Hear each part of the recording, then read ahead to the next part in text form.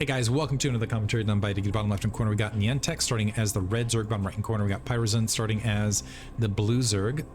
After game one, I think I'm going to favor Pierozan overall, mostly because Nyentek opting for, and this is on knockout by the way, which I don't know that it has really any special features, ZVZ in particular. You do have the, unless one player goes Hydralisk, which is very rare. Erdmon is the only guy I've seen out there in the scene that has a build order where he opts the switch to Hydralisk. He does it in very particular situations where it makes sense as far as upgrades and things like that. But anyway, Zergling piles along this ridgeline can be a factor. The high ground into low ground assault can be a factor.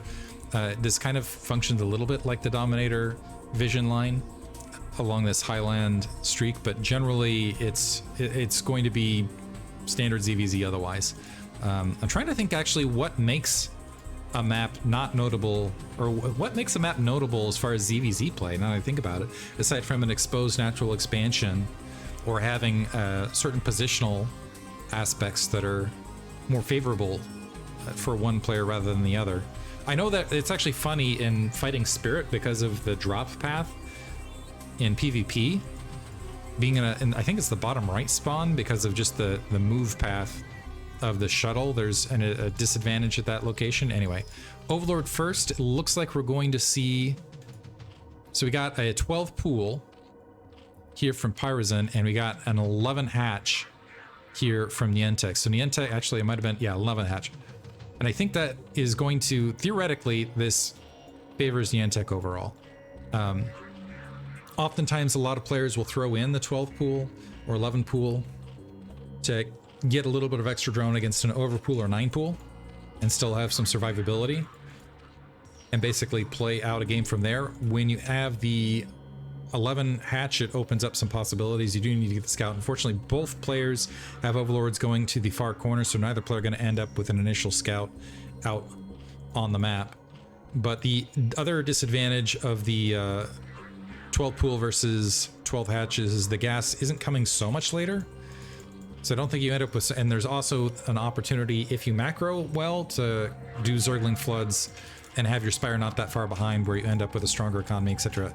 Depending, all depends on execution, because here you get the initial Zerglings constructed, and this is as the natural expansion hatchery is finishing, and the spawning pool's finishing right here, and you can see where you can get the slew of Zerglings and actually a Zergling advantage overall. This is as the natural expansion hatchery is only about halfway finished.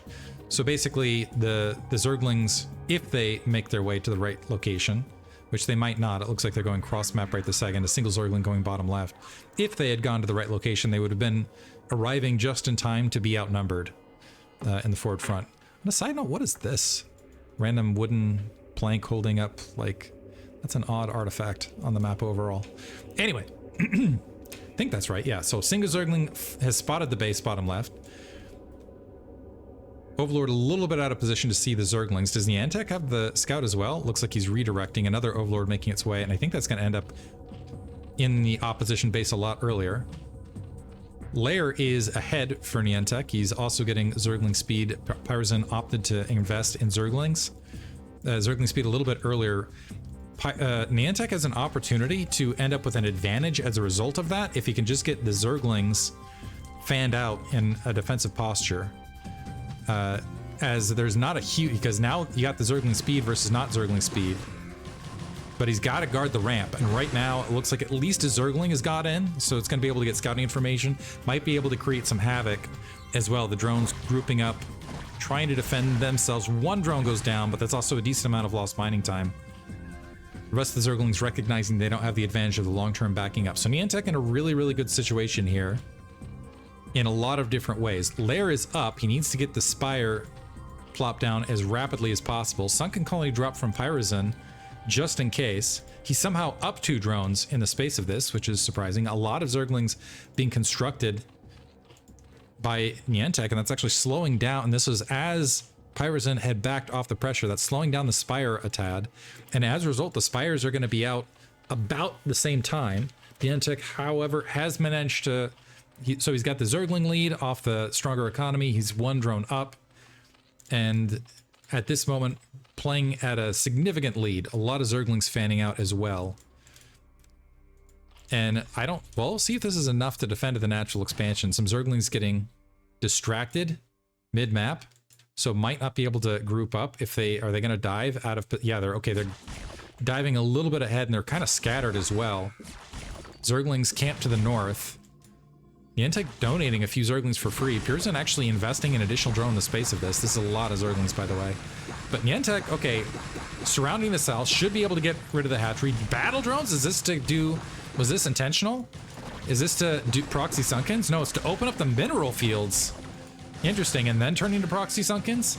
Doesn't matter, Nyentek is pouncing on this, should be able to concentrate down that spire.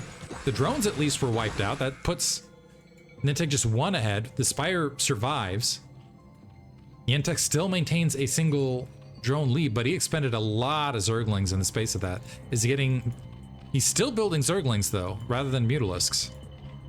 Still pumping out Zerglings. He's still ahead in supply, but he's running into scenarios where he doesn't have numbers advantages. Okay, regrouping. He still has the damaged Zerglings at the spear tip of the attack, which is not advantageous here. Supplies have even... Nyentek's actually dropped in Zerglings. He dropped a creep colony defensively, 2 defensive creep colonies, potentially in an evolution chamber, surprisingly. And we got one, he's got a spire up. Dropping a spore, odd play.